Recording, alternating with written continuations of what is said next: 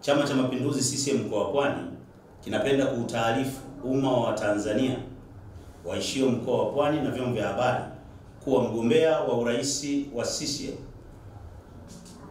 wa Jamhuri ya Muungano wa Tanzania katika uchaguzi mkuu wa Oktoba 2025, Mheshimiwa Daktari Samia Suluhu Hassan anatarajiwa kufanya ziara rasmi ya kampeni katika mkoa wa Pwani tarehe 28 ya mwezi wa 9 2025, siku ya Jumapili katika viwanja vya Sabasaba vilivyopo kata ya Mkuza, wilaya ya Kibaha mjini.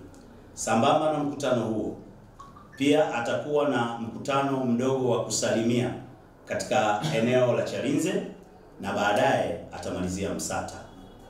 Hivyo basi ziara hii, ndugu zangu waandishi wa habari, inalenga mambo makubwa matatu.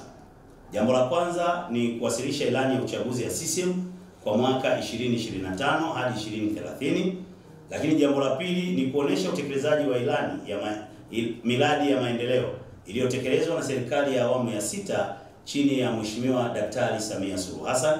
Na jambo kubwa la tatu ni kuwashukuru wananchi kwa kuendelea kuiamini CCM kama chombo cha kuleta maendeleo ya kweli. Ndugu zangu waandishi wa habari, mkutano huu wa hadhara ambao utakuwa wa kihistoria unatarajiwa kuhudhuriwa na viongozi wa chama, makundi mbalimbali, washabiki na wanachama wa CCM kutoka maeneo mbalimbali ndani ya mkoa wa Pwani na viunga vyake.